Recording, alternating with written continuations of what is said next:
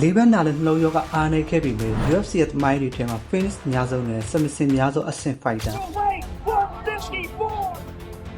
ဘဝမှာအကြိမ်ကြိမ်လဲကျခဲ့ဖူးပေမဲ့လဲကျတဲ့ချိန်တိုင်းပြန်ထနိုင်ခဲ့တဲ့စင်သားရက်ကွက်လေးတွေကခြာတိတ်လေးတယောက်ဟာလာဝိတန်ရဲ့ချန်ပီယံမဖြစ်လာခင်တုန်းကဘောလုံးသမားတယောက်ဖြစ်ချင်ခဲ့တဲ့သူချားစပိုလီဗီယာလို့ပြောလိုက်တာနဲ့ပြန်ပတ်ရဲ့ပုံ respect ထားဆုံးနဲ့သူရဲ့ face off တွေတိုင်းမှာမျက်မှန်နဲ့စမက်ကျနေတဲ့ဂျိုသားကိုတော့အထူးတလဲမိတ်ဆက်ပေးစရာမလိုတော့ဘူးလို့ထင်ပါတယ်ဘရာဇီးနိုင်ငံရဲ့ဂူရူဂျာဆိုတဲ့စင်သားရက်ကွက်လေးမှာမွေးဖွားလာခဲ့တဲ့အိုရီဗီယာဟာမပြည့်စုံတဲ့မိသားစုကြားမှာလူဖြစ်လာခဲ့ရတယ်သူအသက်9နှစ်သားအရွယ်မှာတော့နှလုံးရောဂါနဲ့လေးဘက်နာရောဂါကိုပြည့်ပြည့်ထန်ထန်ခံစားလိုက်ရတာကြောင့်လမ်းပြန်ဆောင်းနိုင်ဖို့မသေးကြဘူးဆိုတဲ့ဆရာဝန်တွေရဲ့ထင်ကြီးပြချက်တွေနဲ့ပြည့်ညက်နေခဲ့ဒီလိုနဲ့ဆေးရုပ်ကနေပေါ်မှာမျောလင်းချက်မဲ့နေတဲ့သားတယောက်ကိုဖခင်ဖြစ်သူကနေပါလုံးနဲ့ဝင်ငွေလေးတွေကိုစုဆောင်ပြီးတထေးအိတ်တွေမှာအေကိုအလုံးလုံးလို့ရတဲ့မိခင်ရဲ့လောက်အားခတွေနဲ့အတူလမ်းပြန်ဆောင်းနိုင်အောင်ကုသပေးနိုင်ခဲ့တယ်ဗျအဲ့ဒီနောက်အိုရီဗီယာဟာဖခင်ရဲ့အလုပ်တွေကိုပါចောင်းစားတွေတစ်ဖက်နဲ့ဝိုင်းခုလုပ်ပေးနိုင်ခဲ့ပြီးအောက်ခြေသေးလောက်ကျန်လေးကိုလောက်ကန်ရင်ဘဝကိုရောက်ကန်ခဲ့ရသူလည်းဖြစ်ပါဒါပေမဲ့အိုရီဗီယာဟာမျက်စိအနီးမှုဖြစ်တာကြောင့်မျက်မှောက်ကိုအမြဲတက်ထားလေးရှိတယ်ဗျ2004ခုနှစ်မှာတော့သူ့ဘဝရဲ့အချိုးအကွေးအစားလို့ပြောရမယ်အိမ်နီးချင်းဦးလေးတယောက်ရဲ့လမ်းညွှန်ပေးမှုနဲ့ဘရာဇီးနိုင်ငံရဲ့ဂျူဂျီစုလောကတွေကိုဆက်ဆက်မြိုင်နဲ့ဝင်ရောက်သွားခဲ့တယ်ပျော်နှောင်းပွဲတွေကစားရင်းနဲ့အောင်မြင်မှုတွေရရှိလာပြီးနောက်မှာဂျူဂျီစုရဲ့ချန်ပီယံပွဲတွေဆင်ပြတိုင်းစင်ရသားရက်ကွက်က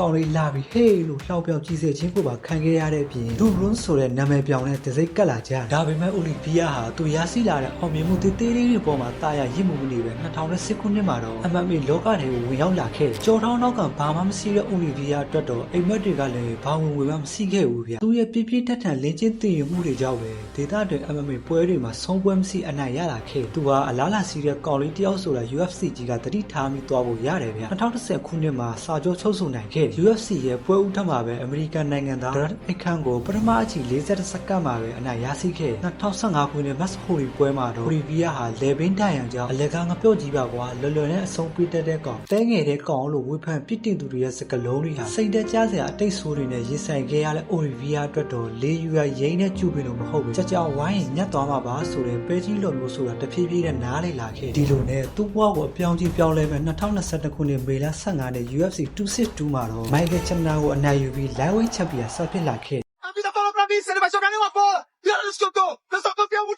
အိုလီဗီယာရဲ့ဘဝဟာကိုဖြစ်ချင်တာတွေကြီးပဲဖြစ်လာတာမဟုတ်တာကြောင့်လောကဒဏ်ရဲ့ပုံမှန်လှည့်ကွက်တီလိုပဲပြောရမယ်ဗျာ Justin Gaethje နဲ့ပွဲမှာတော့ဝိတ်ပို့နေတာကြောင့်ပွဲမစခင်ကတည်းကသူ့ရဲ့ချန်ပီယံကဘက်ကိုအသိခံလိုက်ရအခုချိန်မှာတော့အိုလီဗီယာဟာသူကြီးပြင်းခဲ့ရတဲ့စင်သားရက်ကွက်ကကလေးတွေကိုပြန်လဲအကျိုးပြုနေပြီဖြစ်တယ်လို့တစ်ချိန်ကသူတိတ်ယူသွခဲ့တဲ့ဘောလုံးအားစားကိုလည်းပရာဟိတပွဲတွေမှာပါဝင်ဆင်နွှဲသူချေရတဲ့မိသားစုနဲ့တူဘဝကိုအတိတ်ပဲစီစီအောင်မြင်စွာဖျက်ဆီးနေပြီပဲဖြစ်ပါတယ်